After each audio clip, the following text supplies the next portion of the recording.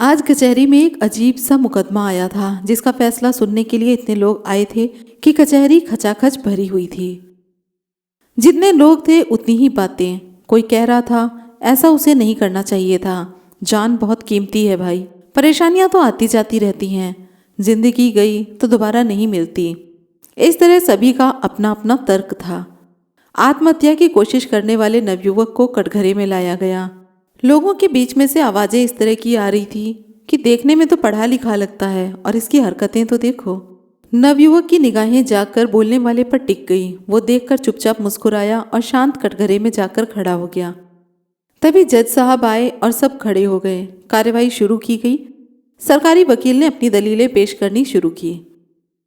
आत्महत्या की कोशिश शहर के बाहर वाली नदी में की गई थी, पर वहां लोगों का आना जाना लगा रहता है, इस कारण उसकी जान बचाई जा सकी। पर जब जान बचाई गई तो उस वक्त उसे होश नहीं था।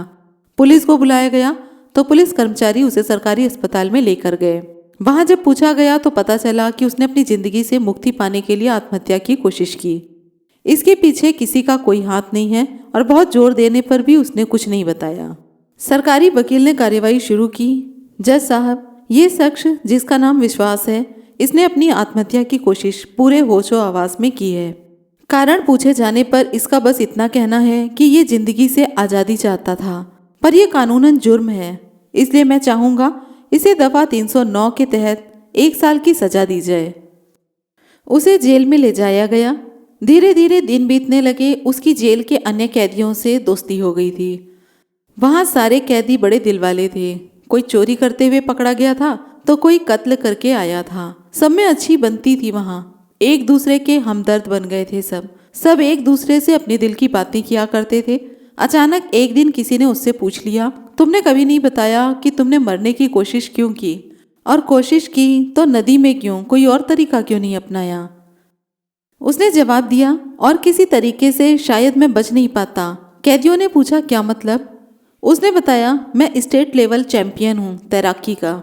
इतना सुनते ही सबके होश उड़ गए थे। ये क्या बोल रहा है? फिर भी उसने बोलना जारी रखा। बचपन से ही मैं गरीबी देखता आया हूँ। जिस नदी में मैं डूबता हुआ पाया गया था, उसी नदी में मैंने तैरना सीखकर 50 से ज्यादा मेडल जीते हैं। तो उस नदी में मैं कैसे डूब सकता था? मैंने ये कदम अपनी गरीबी के चलते उठाया, जिसके कारण मेरे पास खाने को एक वक्त की रोटी भी नहीं थी और ना ही कोई काम मिल रहा था। तभी मैंने अचानक सोचा, क्यों ना आत्महत्या कर लूं। फिर याद आया, आत्महत्या गैर कानूनी है और 1 साल की सजा है, इसलिए मैंने ये सब किया। अब दफ़ा 309 के तहत मेरे सर पर छत है और खाने को 2 वक्त की रोटी है, और मैं यहाँ पर अगर बीमार भी हो जाऊँ तो इलाज फ्री में होगा, बस इसलिए यहाँ पर आया हूँ। इतना सुनते ही सब असमंजस में पड़ गए कि हंसें या अफसोस जताएं।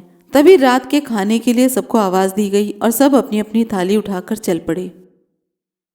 तो ये थी कहानी देश के लिए मेडल लाए हुए खिलाड़ियों की। और ज़रूरी नहीं है कि ये कहानी सिर्फ विश्वास की हो। ऐसे बहुत से खिलाड़ी हैं जो कि देश के लिए इतना कुछ करते हैं, लेकिन उनके पास एक नौकरी तक नहीं होती।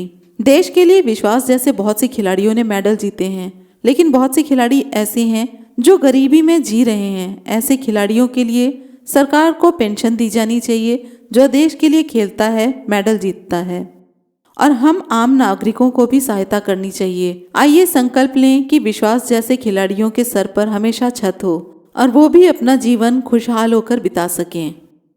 आप सभी को ये दिल से छूती हुई कहानी कैसी लगी, कमेंट बॉक्स में ज़रूर बताएं। वीडियो अच्छी लग रही हो तो लाइक, कमेंट, शेयर करना ना भूलें, और इसी तरह की और भी कहानियों के लिए हमसे जुड़े रहने के लिए चैनल को सब्सक्राइब ज़रूर करें।